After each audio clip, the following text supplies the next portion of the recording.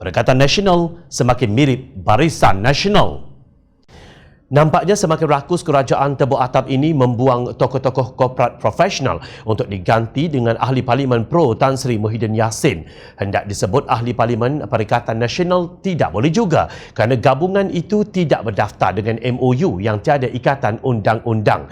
Malaysia kini melaporkan dua lagi Ahli Parlimen gerombolan tebuk atap ini telah dilantik memegang jawatan dalam syarikat berkaitan kerajaan GLC sejak beberapa hari lalu.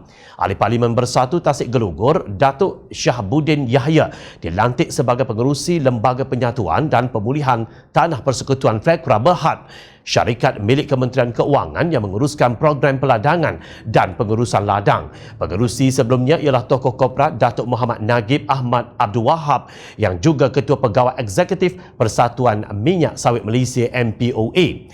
Apakah kelebihan Syahbuddin berbanding Muhammad Nagib? Bagaimana agaknya Syahbuddin, bekas Hakim Mahkamah Syariah, hendak menguruskan FLEGRA?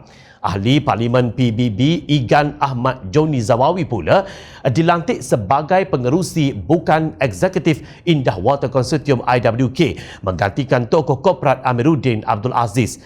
Syarikat ini juga dimiliki oleh Kementerian Keuangan dan ditugaskan untuk mengurus air buangan. Ahmad Joni merupakan pemegang sarjana muda Universiti Kebangsaan Malaysia dengan berkhususan dalam sains politik. Amiruddin pula ialah Senior Vice President Pelaburan Malaysia Venture Capital Management Berhad selain menjadi ahli lembaga pengarah beberapa syarikat.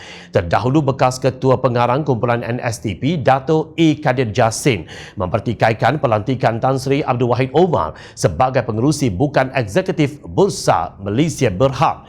Kadir dalam tulisannya di blognya The Scribe berkata, Abdul Wahid berjasa dengan bekas Perdana Menteri Datuk Seri Najib. Maaf cakaplah kalau saya katakan bahawa kerana jasa kepada Muhammad Najib itulah maka Abdul Wahid mungkin tidak layak diberi tugas dan kepercayaan untuk mengepalai Bursa Malaysia, tegas ahli Majlis Pimpinan Bersatu itu.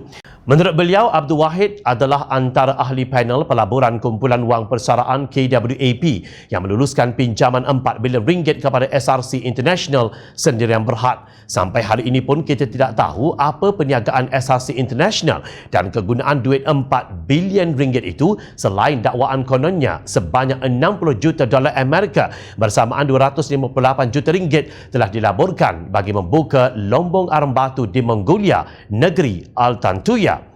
Apa yang kita tahu adalah sebanyak 42 juta ringgit masuk ke dalam akaun peribadi Muhammad Najib dan kira-kira 3.6 bilion ringgit dihantar ke seberang laut melalui beberapa buah anak syarikat luar pantai dan didepositkan ke dalam bank-bank persendirian seperti BSI Bank Switzerland dan Julius Baer & Co Hong Kong.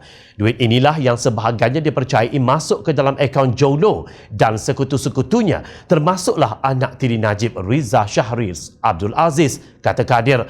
Kadir mempersoalkan sama ada kerajaan Perikatan Nasional tidak tahu semua ini atau ia tahu tetapi tidak peduli kerana ia mempunyai kuasa untuk menyingkir dan melantik. Kalau inilah sikap dan amalan pemimpin politik Malaysia, hanya eksekutif dan ahli profesional kelas ayam sahaja yang bersedia dilantik ke jawatan kerajaan dan syarikat berkaitan kerajaan GLC, sindir Kadir.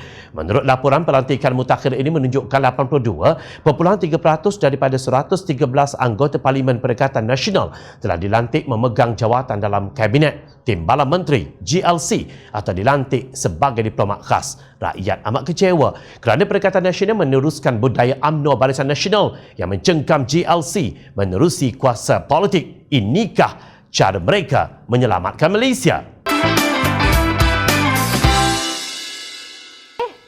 Hai!